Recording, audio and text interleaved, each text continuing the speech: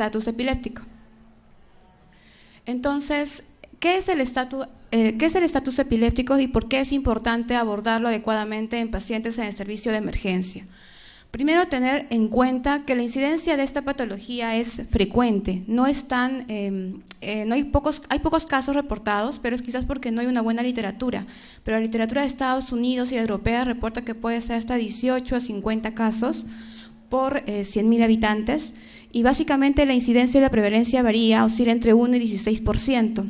Es una patología que puede llevar a la muerte, tiene una alta mortalidad si no se trata adecuadamente. Es importante reconocer los tiempos.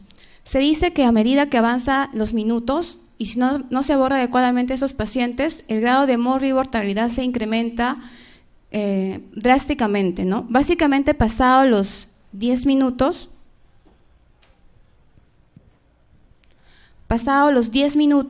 se ve que hasta el 20% o se incrementa el grado de mortalidad hasta 20 veces. Cuando pasa de la hora, llega hasta 25 veces. Y estos son los targets o los tiempos que nosotros deberíamos manejar y controlar para abordar adecuadamente a estos pacientes en emergencia.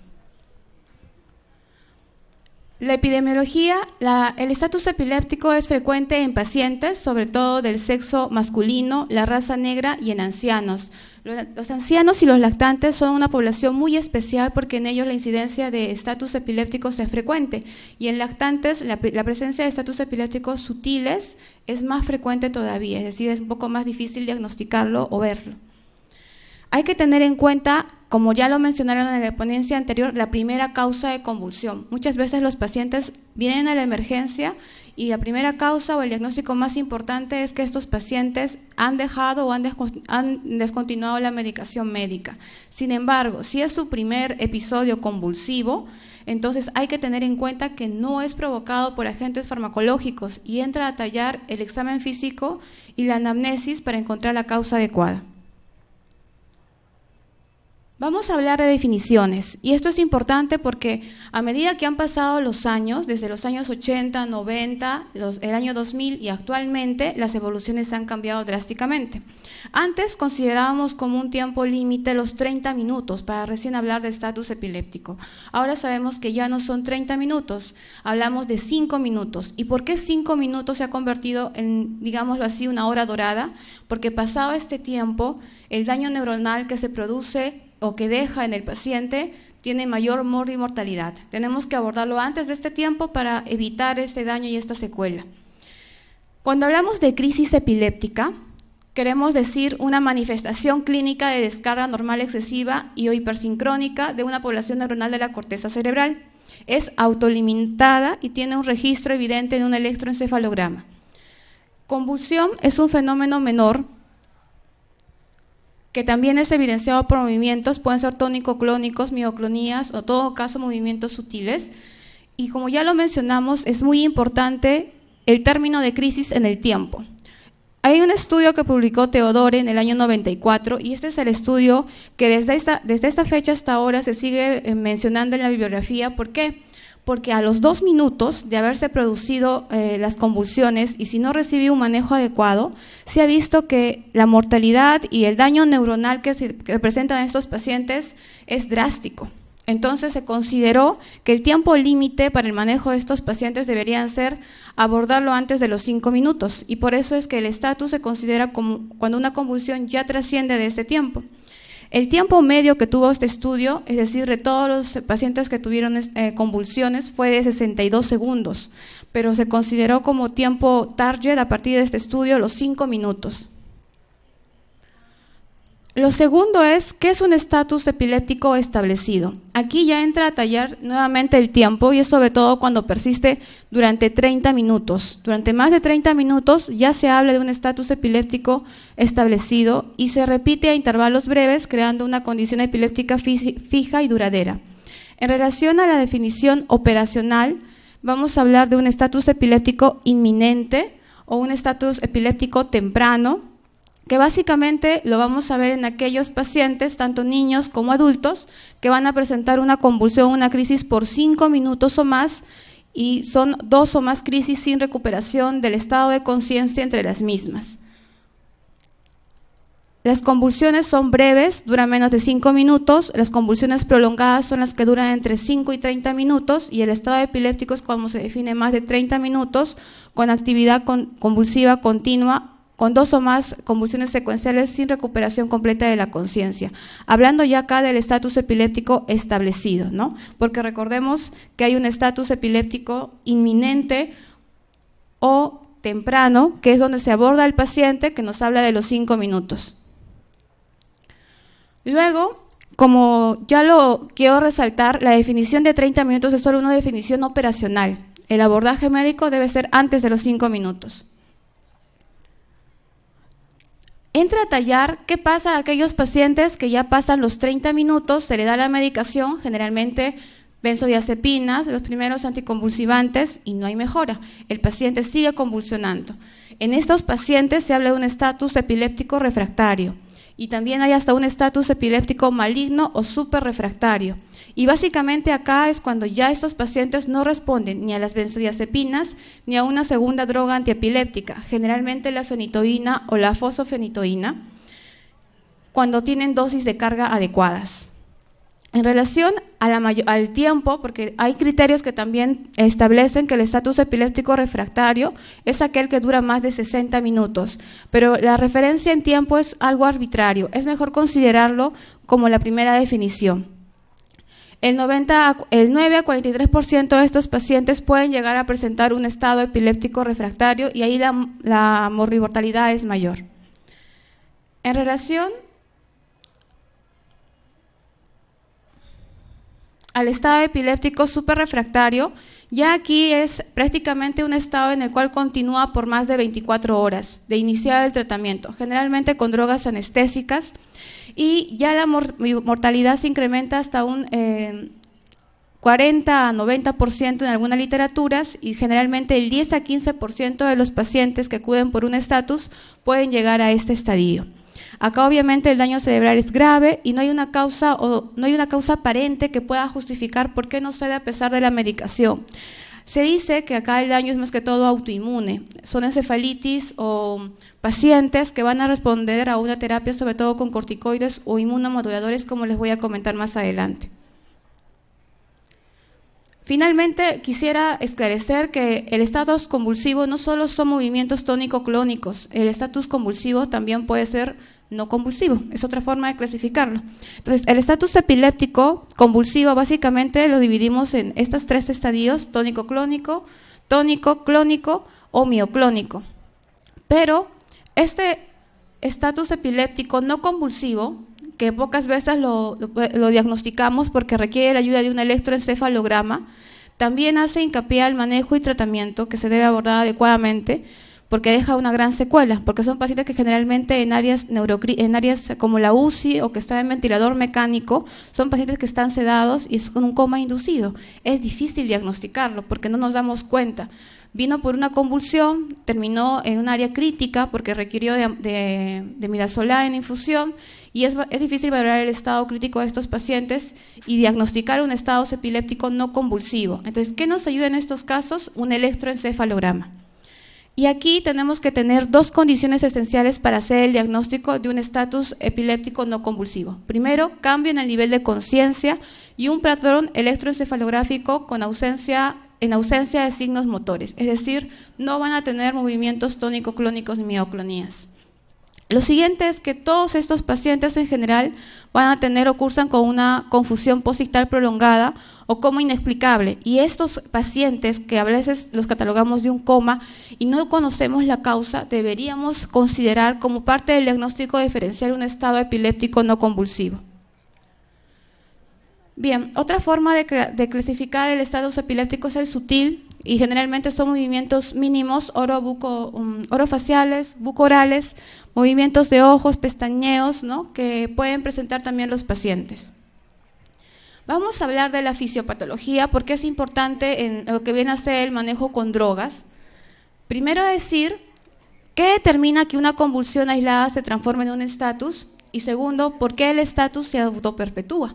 ¿Por qué no todos los pacientes pueden responder al primer medicamento que son las benzodiazepinas? ¿Qué hace que este grupo sea tan diferente? Primero, que hay dos redes, tanto inhibitorias como excitatorias a nivel del cerebro, que debemos de manejarlas. El glutamato, un exceso de este metabolito va a producir una excitotoxicidad, mientras que la disminución en la inhibición del complejo GABA es lo que va a ayudar a que se pueda producir las convulsiones. Entonces, cuando se alteran estos dos mecanismos, vamos a tener un desequilibrio y ya no se va a poder autofinalizar una convulsión, ya no termina, sino que se va a autoperpetuar en el tiempo. Se dice que acá los receptores van a tener prácticamente bastantes, van a tener un número adecuado de receptores que no tienen una comunicación adecuada. Esto se le llama el tráfico de receptores. Y básicamente el fenómeno puede ser porque a nivel de los receptores en la membrana sináptica hay una disfunción GABAérgica. Los receptores del GABA van a verse disminuidos con el tiempo y se produce una endocitosis. Entonces, al cabo de ciertos minutos, por más que demos benzodiazepinas que actúan a nivel del receptor GABA, ya no va a actuar el fármaco, porque esto sufre con el tiempo un proceso de endocitosis. Y es ahí donde entrarían a tallar otros antiepilépticos como el ácido valproico, el fenobarbital o el levatiracetam. La otra forma es la hiperestimulación o reconfiguración del sistema glutamatérgico, ¿no? Y esto generalmente es porque hay un aumento de los receptores a nivel de lo que viene a ser el glutamato, es decir, hay una hiperestimulación. Esto sería otro mecanismo que justifica o que trata de explicar por qué se autoperpetúa la respuesta convulsiva, ¿no? Y otras hipótesis ya vienen a ser básicamente una mayor despolarización, disminución en la modulación, disminución o pérdida de interneuronas, disfunción de sistemas cannabinoides y sobre todo sistemas moleculares y funcionales de los canales de sodio. Estos son los más importantes y hay que tenerlos en cuenta porque el ácido valproico es uno de los antiepilépticos que tiene gran actividad a nivel de los canales de sodio. En relación a la fisiopatología, tenemos que considerar dos fases. La primera es una fase de compensación dentro de lo que es estatus, que dura menos de 30 minutos y es por una gran descarga simpática, ¿no? Es una hipersimpaticotonía. En la segunda fase, que ya es refractaria y supera los 30 minutos, básicamente aquí ya cursa con mecanismos que buscan mantener la homeostasis y puede haber una falla de la autorregulación cerebral, disminución del flujo sanguíneo cerebral, aumento de la presión intracraneal, hipotensión sistémica, mayor injuria neuronal y obviamente aquí ya hay una mayor secuela en esos pacientes. Hay disociación electromecánica, continúa la actividad convulsiva cerebral eléctrica y sobre todo hay espasmos menores en estos pacientes. El diagnóstico a la cabeza. Conocer el diagnóstico etiológico es lo que va a marcar el pronóstico del paciente. Es lo más fundamental o el indicador más fundamental para hacer el pronóstico. Si nosotros conocemos la causa que ha determinado el estatus, entonces vamos a poder evitar que aumente el grado de morbi-mortalidad en estos pacientes. Lo segundo es, ¿la epilepsia es primaria o es realmente el primer episodio que ha terminado un estatus? ¿O es una causa secundaria o sintomática, como algo metabólico, como un trastorno hidroelectrolítico o una infección asociada? Hay que determinar cuántos o quiénes de estos pacientes van a ingresar a la UCI y generalmente, ¿por qué? Porque esto se ha visto que el ingreso a áreas críticas va a aumentar la morbi-mortalidad por infecciones asociadas. También hay ingreso a estancia en UCI porque ha descontinuado el medicamento, hay toxicidad por drogas, recordemos que la mayoría van a estar pacientes intubados, y generalmente por eventos isquémicos asociados. La principal causa de esta literatura que es norteamericana es la infección en niños, pero en adultos la principal causa que puede llevar a un estatus es la medicación. Pacientes que dejan de tomar la medicación habitual y son en gran número los pacientes que pueden ingresar al área de emergencia. Pero hay otras causas y dentro de esas causas generalmente no hay que descartar las metabólicas, que también pueden ser precipitantes, las causas de infecciones del sistema nervioso central, el trauma, los pacientes que llegan con un TEC, el uso de alcohol o de otras drogas o el stroke. Y dentro del alcohol, dentro de las drogas, hay que hacer hincapié en las penicilinas, el imipenem, las cefalosporinas, que son medicamentos que usualmente los pacientes los pueden estar recibiendo incluso de forma ambulatoria, como el ertapenem, y pueden llegar a emergencia con un evento convulsivo que termine en un estatus, y la causa que lo originó es el uso de estos antibióticos. también los antihistamínicos, antipsicóticos, pacientes que ingresan por salud mental y antidepresivos. Finalmente, otras drogas que también las podemos usar en emergencia, el fentanilo y el flumacenilo. Y con el fentanilo había que tener cuidado porque muchas veces lo usamos en infusión. Exámenes que ayudan a detectar un estatus, pues no van a diferir mucho de los que se hacen cuando un paciente tiene un primer episodio convulsivo. Pero ¿qué es lo que debemos tener como objetivo en el momento de hacer este tipo de examen? Primero, tener en cuenta que ningún examen tiene que retrasar las medidas de estabilización. Una vez que el paciente esté estable, el ABC, recién se tiene que proceder a hacer los exámenes que van a ayudar a hacer el diagnóstico diferencial en los primeros minutos. Obviamente, a la par que ya se está viendo el ABC, alguien puede ir tomándole las muestras de sangre, sobre todo para ver el hemoglucotés, los electrolitos, un AGA, pero lo más importante es que ningún examen debe retrasar las medidas de estabilización. Y los objetivos son pesquisar primero las causas rápidamente corregibles, que son los trastornos metabólicos, la valoración general del paciente, cómo ha ingresado, el ABC, y también ver lo que viene a ser la causa etiológica, buscar la anamnesis y el examen físico. Y aquí lo que nos ayuda es, desde el examen, cómo encontramos al paciente, hasta la anamnesis que nos da muchas veces el familiar. Vamos a ver básicamente ahora lo que es el tratamiento. El tratamiento comienza cuando se toma contacto con el paciente. Esto es lo más vital, lo más importante, porque esto es lo que acorta los tiempos de manejo. Si el paciente convulsionó en la vía pública y el primer contacto con el paciente lo tuvo un paramédico, un médico de una ambulancia, de SAMU, entonces lo que debe hacer primero es el ABC y es ahí cuando empieza el manejo con el paciente. Tenemos que estabilizar al paciente, controlar la crisis clínica y eléctrica, prevenir la recurrencia, tratar de forma inmediata las causas que rápidamente pueden comprometer la vida del paciente y hay que prevenir y tratar las complicaciones. Entonces, lo primero es el ABC de la reanimación. Como parte del A, tengo que ver si este paciente, para asegurar mi vía aérea, si es un estatus que ya está prolongándose más de los 5 minutos y vuelve a convulsionar y no recobra la conciencia, posiblemente requiera de intubación. Lo segundo es ver si es producto de un trauma, lo que viene a ser la colocación de un collarín cervical. En la ventilación, la oxigenación, valorar la pulsoximetría, la gasometría, si ya lo tengo, sobre todo para ver la glucosa, los valores de oxígeno, de CO2 y también la capnografía. En la circulación, buscar ya un acceso, hasta 2 accesos venosos periféricos, valorar lo que es la presión arterial media para ver cómo es el estado de perfusión de este paciente, colocarle un suero salino, no dextrosa, un suero salino, y los vasopresores de ser necesarios si el paciente está hipotenso, y valorar un EKG, ¿no? Un electrocardiograma. ¿Por qué es importante un electrocardiograma? Porque recuerden que muchos de estos pacientes en el transcurso del manejo van a cursar con hipotensión y arritmias, que son las principales complicaciones que pueden traer las drogas que se van a usar como parte del manejo del estatus. Y muchos de los pacientes pueden haber presentado una convulsión que en realidad no es una convulsión, sino es un Stock-Adams. Y muchas veces las arritmias o los bloqueos que pueden figurar al inicio como una convulsión y pueden haberse incluso hacer el mal diagnóstico de estatus, los vamos a valorar bien con un electrocardiograma, por eso es importante hacerlo. Las causas de rápida corrección, la hipoglicemia o los trastornos hidroelectrolíticos, y ahí entraría a detallar la administración de tiamina, sobre todo en pacientes desnutridos o con alcoholismo, y también la administración de glucosa, pero posterior a la administración de tiamina.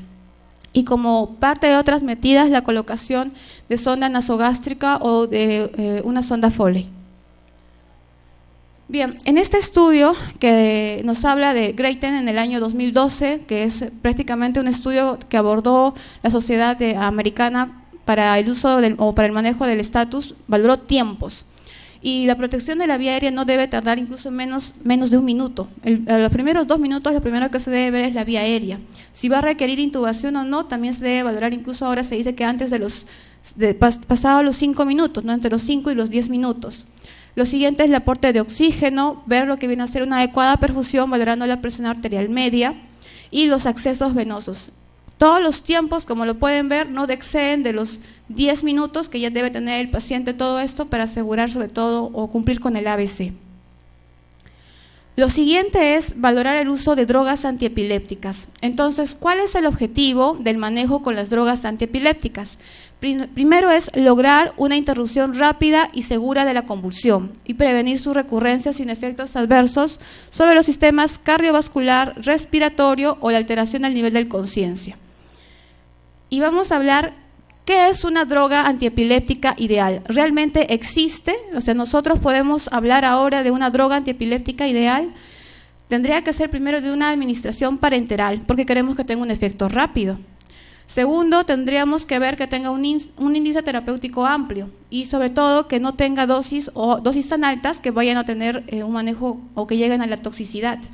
Lo segundo es que tenga una entrada rápida y tenga permanencia en el tejido cerebral, que pueda atravesar la barrera hematoencefálica. Una acción antiepiléptica duradera, es decir, que no tenga un efecto de minutos, no un efecto corto. Y lo siguiente es la efectividad contra los tipos de epilepsia, porque recordemos que en el estado refractario, cuando ya la causa suele ser encefalitis autoinmune en muchos casos y en pacientes jóvenes, el manejo no es con antiepilépticos. Entonces hay guías, ¿no? Primero esta guía que salió en el año 2010, luego la guía del año 2012, que es del manejo europeo, de la Neurocritical Care, y luego esta última guía de la Sociedad Americana en el año 2016. ¿Y qué nos dicen estas guías? ¿Cuáles son sus directrices? Primero, la última guía del año 2016 nos habla de dos fases. Una fase de estabilización, que son los primeros auxilios, una fase de terapia inicial, y ahí se habla del manejo precoz en el estatus epiléptico inminente o temprano, que es antes de los 5 minutos con benzodiazepinas. En la segunda fase ya básicamente usamos lo que viene a ser los antiepilépticos de segunda línea, fosfenitoína, ácido valproico, levetiracetam y fenobarbital si estuviese disponible. Y en la tercera fase ya básicamente hablamos de más de 40 minutos, 30 minutos si consideramos los target en las guías en general, y acá ya tenemos que usar otro tipo de drogas que generalmente van a producir un estado de anestésico o un coma inducido y que van a requerir el apoyo de ventilador mecánico. Entonces hablamos de etapas, benzodiazepinas, la fenitoína, ácido valproico y otras drogas, y ya como parte de la tercera etapa hacia adelante los anestésicos y otros tipos de drogas en el caso de un estado epiléptico superrefractario. Y acá es importante detallar en qué tipo de canales actúan las drogas, porque si nos damos cuenta, cuando hablamos de los canales de sodio, el ácido valproico tiene una actividad acá. Si hablamos de los canales de GABA-A, nos damos cuenta que ahí también actúa el ácido valproico. Y el hecho de que esta droga actúe en estos dos canales hace que tenga un mayor efecto, que pueda controlar mejor precozmente las convulsiones, ¿no? El propofol actúa en canales de calcio, en canales de N-metildiaspartato, al igual que la ketamina, y en general casi todas las drogas que vamos a usar o que usamos como parte del manejo de estos pacientes van a actuar sobre los canales del GABA-A. Hay que tener en cuenta que el uso de benzodiazepinas tiene o produce lo que es la taquifilaxia. Cada vez que lo vamos a usar y no responde el paciente, vamos a tener que aumentar las dosis. Entonces, ¿qué es lo que queremos? Que llegue a un punto en el cual que este medicamento ya no va a tener un efecto en el paciente y por lo tanto el uso de otros fármacos sería lo conveniente. Como tratamiento de emergencia de primera línea, en el manejo de gestión incluso prehospitalaria, en la etapa precoz o inminente, que es antes de los 5 minutos, usamos las benzodiazepinas y las guías lo recomiendan como nivel de evidencia 1A. Pero ahora, ¿qué benzodiazepina usar? Las guías nos comentaban antes que el lorazepam endovenoso es la droga de primera elección. Actualmente realmente en pacientes que manejan en el prehospitalario es difícil obtener un acceso venoso y ahí se pierde tiempo valioso porque a veces el paciente vuelve a convulsionar y vuelve a convulsionar. Entonces se ha tratado de hacer otro tipo de estudios para valorar el uso del manejo a nivel prehospitalario. Y primero salió este estudio que valoraba el uso del lorazepam y el diazepam. Nosotros no tenemos lorazepam en la emergencia. Este primer estudio que salió en el año 2001 es un estudio relevante porque demostró que el lorazepam versus el diazepam, que era antes el fármaco de elección, y que ambos atraviesan la barrera hematoencefálica en poco tiempo. El problema es que el diazepam, a diferencia del lorazepam, tiene un tiempo de acción más duradero, prolongado, y se redistribuye rápidamente por el sistema nervioso. Entonces, el lorazepam, que también atraviesa rápidamente la barrera hematocefálica, demostró que podía controlar mejor las convulsiones que el diazepam endovenoso. En este estudio, en el estudio RAMPAR, básicamente como parte del manejo prehospitalario, se indicó lo que era el midazolam intramuscular. El midazolam intramuscular en pacientes que no tienen un buen acceso venoso es la primera droga de elección como parte del manejo del estatus epiléptico. Y esto versus estudios que comparaban el midazolam intravenoso con el lorazepam intravenoso. Lo segundo es, hay otro estudio, este mismo estudio nos habla de que la administración temprana de midazolam intramuscular es la mejor opción para el tratamiento prehospitalario para paramédicos o para personal que maneja o tiene el primer contacto con el paciente. Lo siguiente es comparar lo que viene a ser la terapia intramuscular versus la terapia intravenosa, y se demostró que no había ninguna diferencia significativa. El midazolam intramuscular no era inferior al lorazepam intravenoso y por lo tanto antes de llegar al servicio de urgencias los pacientes podían ser tratados con midazolam intramuscular. Nuevamente, el midazolam intramuscular no es inferior al lorazepam intravenoso, ¿no? Acá lo vemos que el midazolam tiene un buen efecto en lo que viene a ser el control temprano a los 5 minutos de que se tiene contacto con el paciente versus el lorazepam, ¿no? Que incluso demora un poco más, pero es porque demora en conseguir el acceso venoso. Lo siguiente es que en pacientes con manejo prehospitalario se ha buscado otras formas quizás también no invasivas, como puede ser el midazolam nasal o el midazolam bucal, para poder controlar el estatus epiléptico. Y de los dos, el midazolam bucal es uno de los que tiene mejor efecto. Entonces, esos estudios también se buscó lo que era el diazepam rectal. ¿Por qué? Porque en niños y también en adultos, cuando no se logra acceder a la vía periférica, se busca un manejo rápido, y estas eran las opciones que empezaron a estudiar. Entonces, en niños era el midazolam bucal o intranasal, pero siempre daban preferencia al bucal por ser menos riesgo de que produzca algún daño o alguna complicación. Por lo tanto, el midazolam tiene una efectividad superior en comparación con el lorazepam intravenoso en adultos para manejar el estatus convulsivo sin acceso intravenoso establecido, y el nivel de evidencia es nivel A. Entonces, deberíamos implementarlo en parte de lo que viene a ser el manejo prehospitalario, ¿no? Como una recomendación.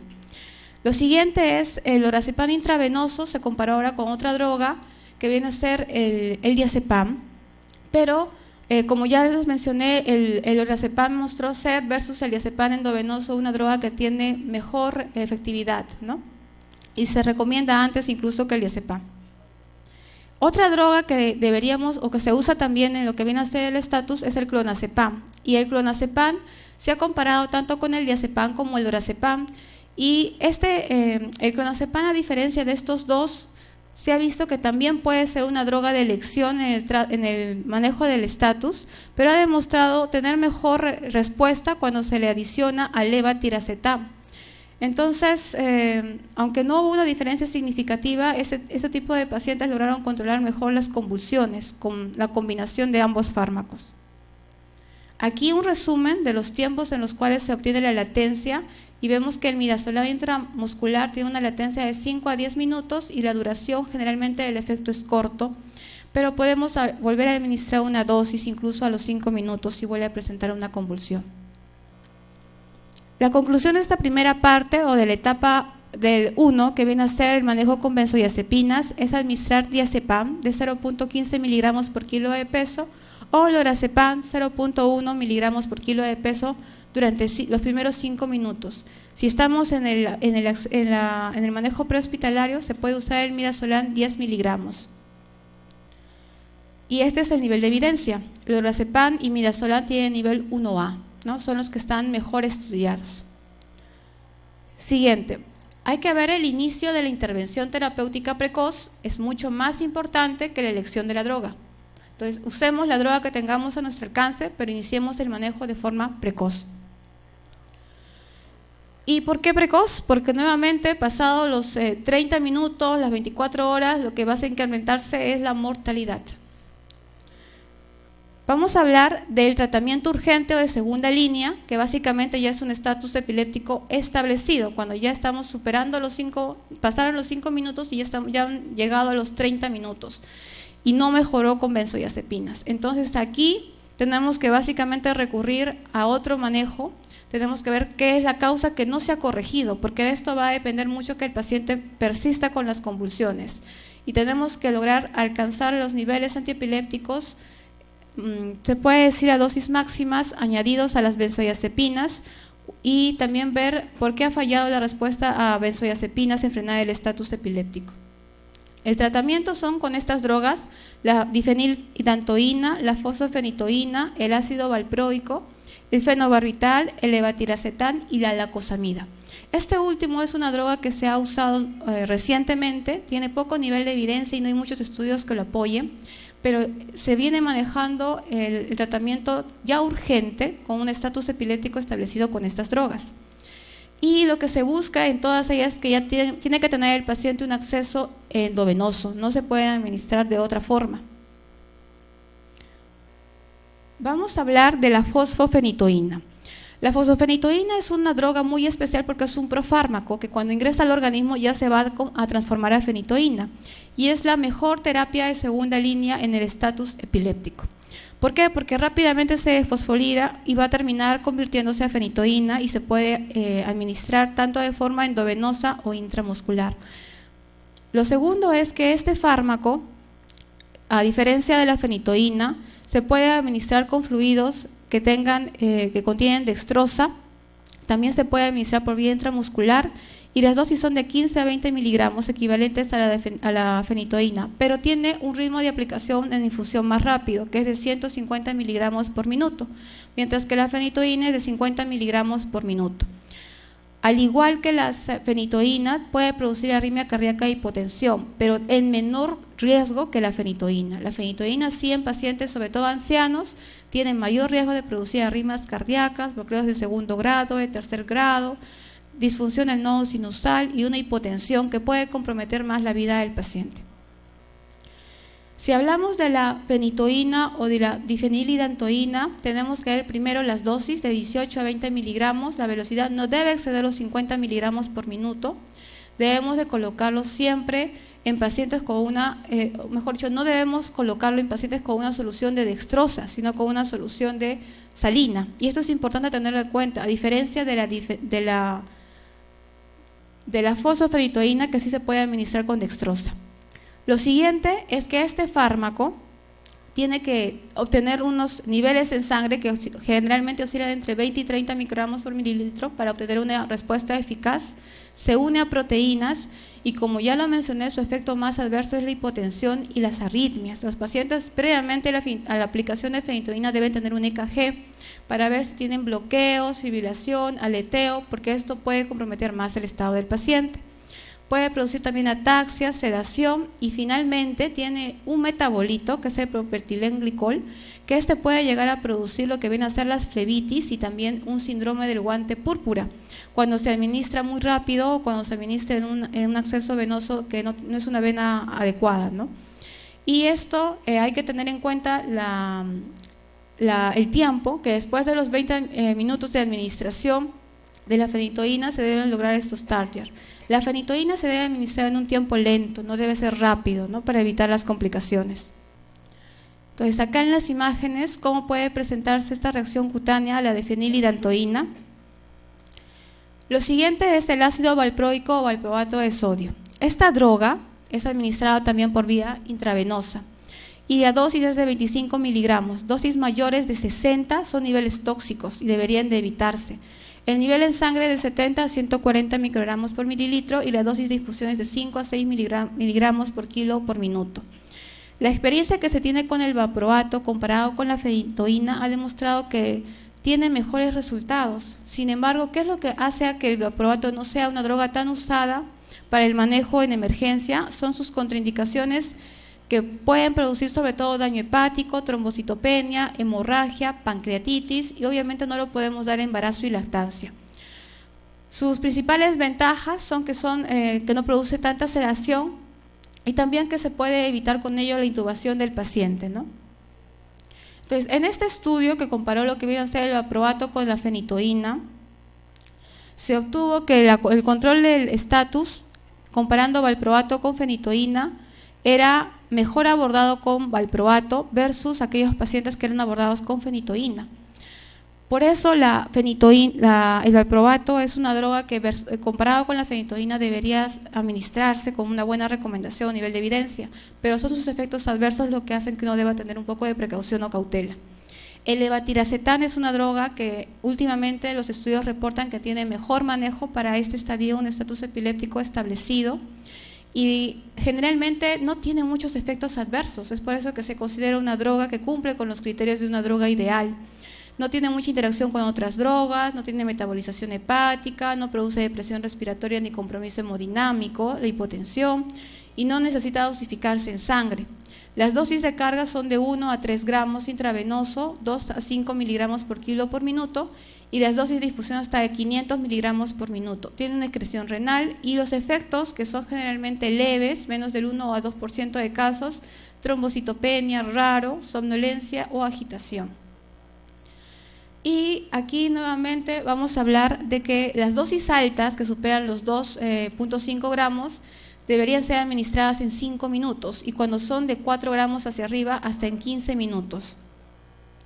Bien, hay un estudio, este estudio comparó lo que viene a ser ambas drogas, las 3 drogas, y se obtuvo que el levatiracetam parece menos eficiente que el valproato para controlar el estatus epiléptico después de las benzodiazepinas. Un estudio comparativo prospectivo se necesita para abordar este hallazgo potencialmente preocupante, ¿no? Porque el levatiracetam es una droga que está tomando auge. Hay otros estudios que también han comparado lo que viene a ser el tratamiento después de que hay resistencia a las benzodiazepinas, y en este estudio publicado por Sasiri, que es un estudio en la India, llegó a que el valproato, el levatiracetam y el fenobarbital pueden ser usados como drogas de primera terapia en pacientes que tienen resistencia a las benzodiazepinas. Y esto es muy importante porque si bien este primer estudio, que fue dado en el 2011, lo ponía en duda, este estudio recientemente publicado ya en el año 2014, después salvaguardó esas dudas y puso en evidencia que el valproato, el levatiracetam y el fenobarbital tienen una droga o son mejores para el manejo del estatus epiléptico establecido. Lo siguiente era el levatiracetam versus fosfenitoína, que antes era una droga de elección.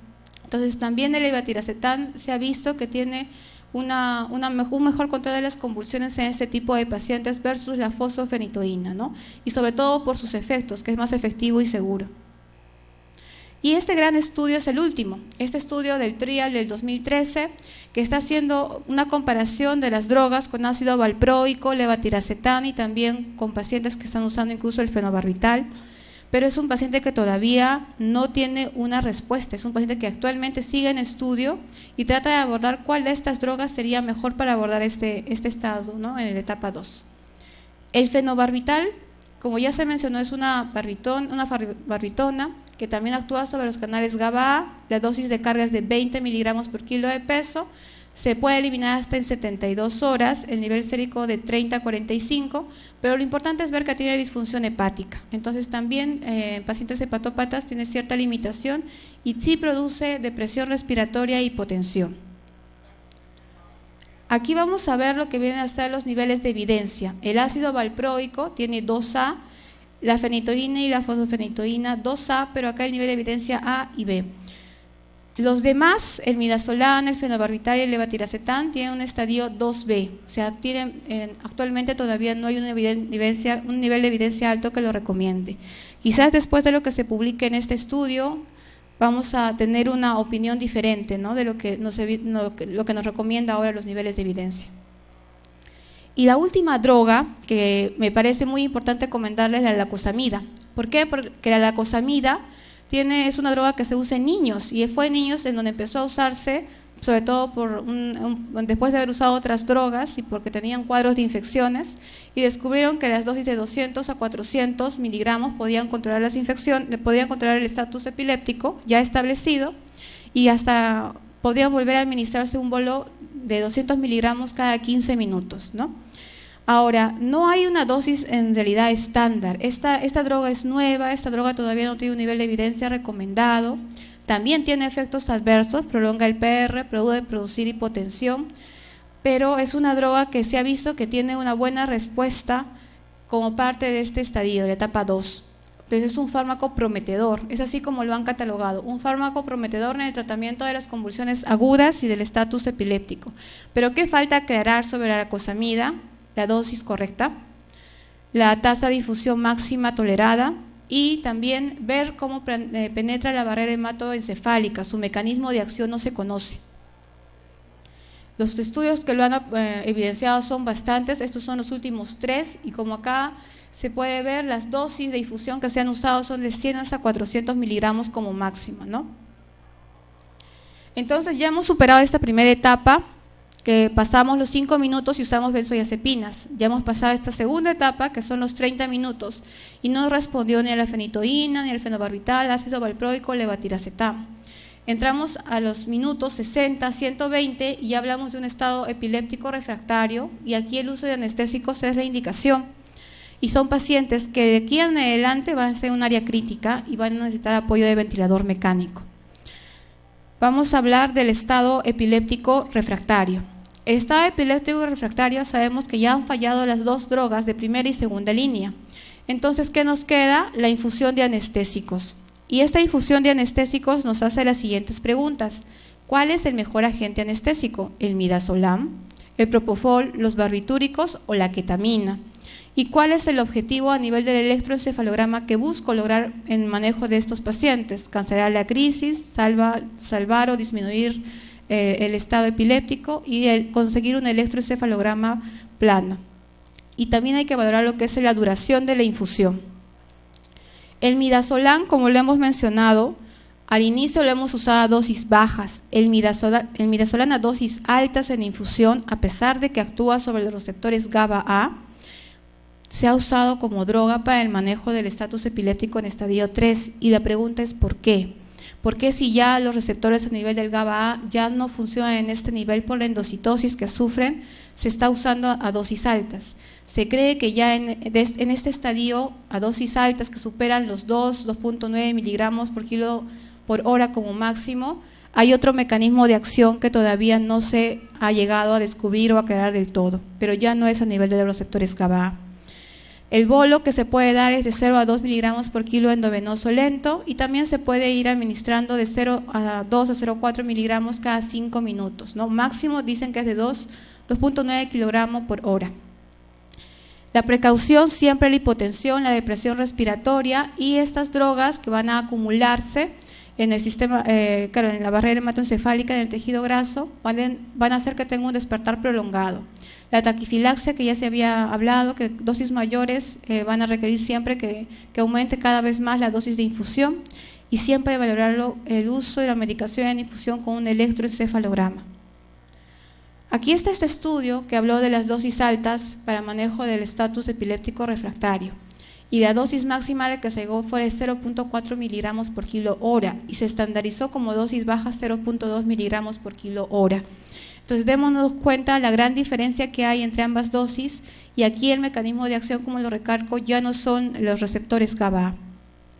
El otro fármaco es el propofol y el propofol actúa sobre todo sobre el receptor N-metildiaspartato y hay que ver que el propofol administrado a dosis altas puede producir lo que es el síndrome de propofol. Y el síndrome de propofol sobre todo es cuando supera los 5 miligramos por kilo de peso.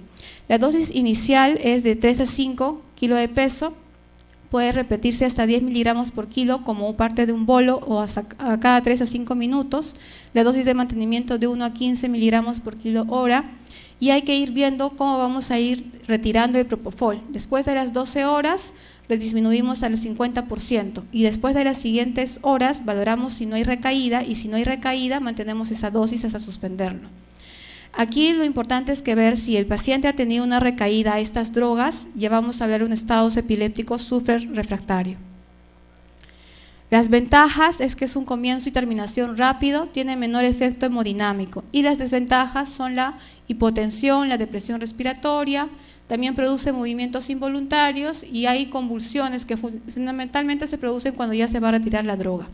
El síndrome de infusión de propofol es un concepto que debemos tenerlo en cuenta cuando supera los 5 miligramos por kilo por hora y sobre todo cuando se administra por más de 2 días, por más de 48 horas, que produce radiomiolisis, acidosis metabólica severa, hiperlipidemia y arritmias graves, incluso se habla de un colapso cardiovascular.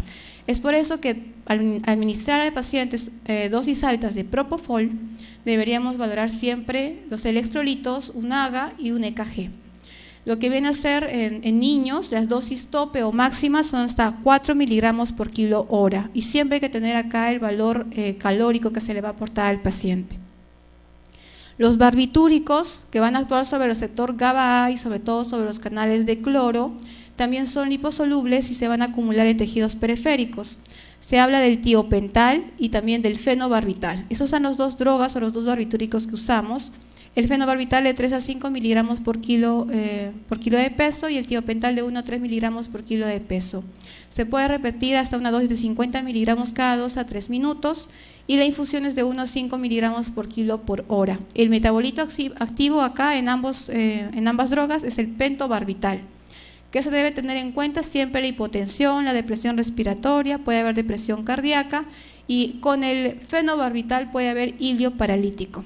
Los barbitúricos contienen propilenglicol, por lo tanto también pueden producir un síndrome de púrpura en guante, igual que la fenitoína. Los estudios controvertidos sobre el uso de los barbitúricos es que no llegan a un consenso, pero se ha reportado que hay menor frecuencia falla el tratamiento si se administra precozmente, hay menor control de la actividad epiléptica, mayor número de complicaciones y hay desvinculación con fenobarbital. Hay que observar que cuando se administra midazolam y produce taquifilaxia o no hay respuesta a las 3 drogas anteriores, se administra o se debe iniciar los barbitúricos, ¿no? Lo siguiente es la ketamina. La ketamina, como ya se mencionó, es una antagonista del N-metil-D-aspartato y va a tener un tiempo de alrededor de 2 a 3 horas. Es una droga que recientemente se está usando para el manejo del estatus convulsivo. Al parecer, la ketamina es un medicamento relativamente efectivo y seguro para el tratamiento del estatus epiléptico refractario. Y hay otras drogas que también se han usado como la lidocaína, tiene un nivel de evidencia grado C. Otras drogas como pueden ser el topiramato oral, sobre todo en niños, a dosis hasta 1.600 miligramos por día. También el fenobarbital, que también se ha usado al inicio en niños como parte del estatus epiléptico refractario, pero a dosis más altas. Y este es el nivel de evidencia que se tiene con estas drogas. El midazolam, el propofol, todos como vemos tienen un nivel de evidencia 2, no tienen nivel de evidencia 1. ¿Por qué? Porque son drogas que recientemente hay estudios que están buscando avalarlas o reforzar su uso y sus contraindicaciones. Ya para terminar, en la etapa 4 usamos la ketamina también como parte del manejo del estado epiléptico superrefractario, el isoflurano, el esflurano, la hipotermia, la dieta cetogénica, las infusiones de magnesio, piridoxina, los esteroides, la inmunoterapia y la cirugía. Pero todo esto se individualiza según el caso, no es que lo vamos a usar en este orden. Tenemos que valorar, sobre todo en pacientes que ya en este estado tienen una alta sospecha de que pueda ser un proceso autoinmune la causa, iniciar esteroides a altas dosis como si fueran pulsos de corticoides y la inmunoterapia. Entonces vamos a hablar de estos algoritmos en un resumen que he elaborado ya para terminar.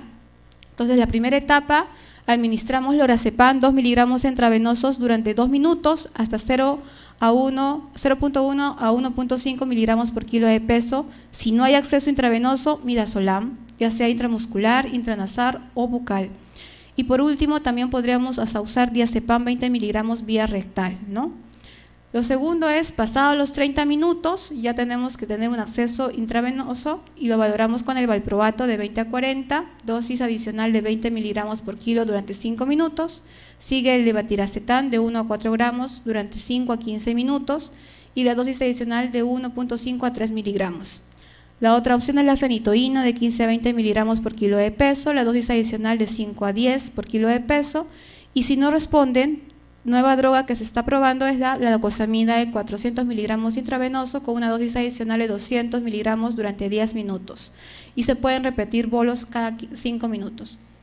Si supera los 30 minutos, entonces ya no respondió a estas drogas anteriores y el paciente requiere intubación, podríamos usar midazolam o propofol en infusión, pero a dosis de 0.2 y del propofol de 1 a 2. Ya pasado los 60 minutos, el tratamiento es básicamente con midazolam o propofol, pero en infusión, el tiopental o la ketamina, que también son las dosis que ya se han mencionado. Y acá algo importante que recabar es que no se debe descontinuar los medicamentos que ya se han dejado, los antipilépticos primeros que se han iniciado, esos deben de continuar. Y en este estadio sí se debe tener un manejo, un monitoreo del electroencefalograma, manejar lo que es la hipotensión, porque la mayoría de estos pacientes van a terminar con uso de vasopresores, porque estas drogas van a bajar la presión arterial, van a tener un cuidado de infecciones, sobre todo asociadas al uso del ventilador mecánico, atelectasias, neumonías o trombosis venosa profunda. Y se debería ver el manejo con nutrición parenteral total. Y lo último es que también este estadio 3B es valorar si ya no responde a estas dosis, si han superado los 5 días, podríamos usar ya lo que viene a ser la ketamina, podríamos valorar lo que viene a ser el losoflorano, otros antiepilépticos o valorar la piridoxina dosis de 100 a 600 miligramos por día endovenoso. ¿Qué hay que considerar? El sulfato de magnesio como parte del manejo para el estado epiléptico refractario a 4 gramos en bolo o 2,6 gramos por hora en infusión, la metilprednisolona con pulsos hasta por 3 a 5 días y luego continuarlo con prednisona 1 miligramo por kilo día durante al menos una semana, las inmunoglobulinas a dosis de 0.4 gramos por kilo día o también las plasmaféresis, los recambios hasta por 5 sesiones, la hipotermia que busca una temperatura de 33 a 35 grados Celsius durante 24 a 48 horas y luego se reinicia el recalentamiento de 0.1 a 0.2 grados Celsius por hora, la dieta cetogénica y también el tratamiento ya quirúrgico o la estimulación del nervio vagal o cerebral profunda o hasta la estimulación magnética transcraneal. Cuando todo esto falla y ya han pasado semanas, porque se ha visto pacientes que están en semanas, lamentablemente el pronóstico es sombrío y habría que ver la posibilidad de suspender o conversar con la familia sobre este tipo de pacientes que prácticamente ya no hay mucho que ofrecerles, ¿no? Eso sería todo. Gracias. Muy bien, agradecemos a la doctora Jessica por su exposición bastante documentada. Se ha tomado bastante tiempo en revisar toda la literatura y nos ha actualizado en forma realmente brillante. Si el auditorio tuviera alguna pregunta, alguna inquietud, consulta que quieren hacerlo.